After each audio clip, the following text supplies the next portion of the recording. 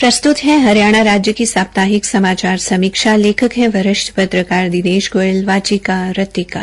हमारे देश के 16वें प्रधानमंत्री नरेंद्र मोदी का जन्म 17 सितंबर 1950 को मेहसाणा, गुजरात में हुआ था। वर्ष 2014 में प्रधानमंत्री बनने के बाद श्री नरेंद्र मोदी द्वारा अपने जन्मदिन के अवसर पर देश भर में स्वच्छता अभियान की शुरुआत की गई। तब से अब तक प्रत्येक वर्ष देश भर में स्वच्छता अभियान चलाया जाता है।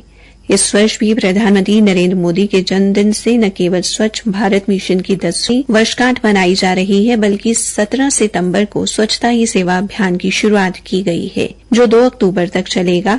2 अक्टूबर का चयन इसलिए किया गया है क्योंकि उस दिन मोहनदास करमचंद गांधी का जन्मदिन है और महात्मा गांधी ने भी अपने जीवन में स्वच्छता को सबसे अधिक महत्व दिया था। देखा जाए तो स्वच्छता को लेकर महात्मा गांधी ने ही सर्वप्रथम देशवासियों को जागरूक करने का प्रयास किया था। स्वच्छ भारत अभियान का मुख्य उद्देश्य भारतीय नागरिकों को स्वच्छता के महत्व के बारे में जागरूक करना है। इसके तहत लोगों को न केवल साफ सुथरे रहने के लिए प्रेरित किया जा रहा है, बल्कि उन्हें अपने आसपास के माहौल को स्वच्छ और हरा भरा बनाने के लिए काम करने के लिए जागरूक किया जा रहा है। स्वच्छता ही सेवा अभियान का उद्देश्य स्वच्छता के लिए श्रमदान को सेवा भाव से जोड़ना है। इस अभियान ने देश भर में बदलाव लाने का कार्य किया है। इसके तहत लोगों की स्वच्छता संबंधी सोच और आचरण में सुधार हुआ है। लोग अपने आसपास के स्थानों को साफ सुथरा रखने के लिए सक्रिय रूप से काम कर रहे हैं। इसके साथ ही राज्य सरकारों ने भी विभिन्न स्वच्छता योजनाओं को शुरू किया है और स्वच्छता के मामले में सख्ती बढ़ाई है। हरियाणा में भी स्वच्छता को लेकर जागरूकता बढ़ी है। स्वच्छ भारत अभियान ने देश को स्वच्छता के मामले में आगे बढ़ाने में महत्वपूर्ण योगदान दिया है। यह अभियान न केवल देश को स्वच्छ बनाने में मदद करता है, बल्कि लोगों को स्वच्छता के महत्व को समझाने और उसे अपनाने के लिए प्रेरित भी करता है। इस स्वच्छता अभियान के तहत प्रत्येक व्यक्ति को न केवल अपने को स्वच्छ रखना है, बल्कि अपने घर, गली, मोहल्ले, गांव या फिर शहर के साथ साथ पूरे देश को स्वच्छ रखना है। इस अभियान का मकसद केवल देश को स्वच्छ बनाना नहीं, बल्कि व्यक्तिगत स्वास्थ्य में भी सुधार करना है।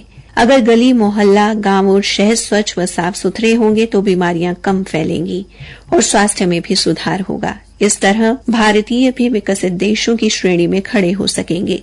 विकसित देशों की श्रेणी में खड़ा होने के लिए ये भी एक महत्वपूर्ण कदम है। साल 2023 के स्वच्छ सर्वेक्षण में इंदौर और सूरत को संयुक्त रूप से देश का सबसे स्वच्छ शहर घोषित किया गया। इंदौर ने लगातार 7वीं बार ये पुरस्कार जीता है, जबकि सूरत को पहली बार ये सफलता मिली है। साल 2022 के सर्वेक्षण में मध्य प्रदेश को सबसे साफ राज्य का दर्जा मिला था, जबकि हरियाणा ने स्वच्छ भारत मिशन ग्रामीण के अंतर्गत 2021-22 में संपूर्ण स्वच्छता हेतु स्वच्छ सर्वेक्षण ग्रामीण 2022 के आधार पर देश में दूसरा स्थान हासिल किया था। हरियाणा के मुख्यमंत्री ने स्वच्छ हरियाणा स्वच्छ भारत अभियान का शुभारंभ फरीदाबाद से किया था। इस दौरान उन्होंने स्वयं झाड़ू लगाते हुए प्रदेश के लोगों, सामाजिक संगठनों, स्वैच्छिक संस्थाओं, धार्मिक संस्थाओं और औद्योगिक घरानों से आह्वान किया कि वे इस अभियान में भाग लेकर इसे सफल बनाने में अपना सहयोग दें।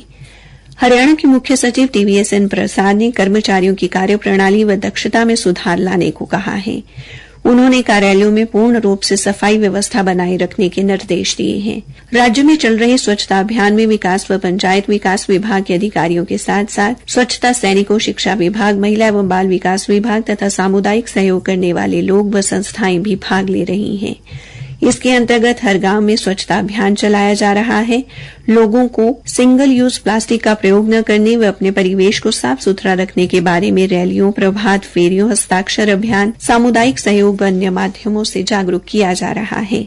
स्वच्छता ही सेवा अभियान के दौरान भिवानी जिले के 22 गांवों में बरसाती व गंदे पानी का विशेष ढांचा बनाकर प्रबंधन किया गया है। इसके साथ साथ जिले के विभिन्न गांवों में अमृत सरोवर परियोजना के तहत 24 तालाबों का नवीनीकरण व सौंदर्यकरण भी किया गया है। राज्य सरकार शहरों की तर्ज पर गांव में हर घर से कचरा उठाने की दिशा में काम कर रही है। वहां भी लोगों को सूखा और गीला कचरा अलग अलग रखने के लिए प्रेरित किया जा रहा है। अगर लोगों में स्वच्छता के लिए सेवा का भाव प्रबल होगा और सफाई को अपनी आदत में शुमार कर लिया जाएगा तो वो दिन दूर नहीं जब स्वच्छता के लिए जाने जाते देशों की श्रृंखला में भारत भी होगा। इसी के साथ समाचार समीक्षा समाप्त हुई।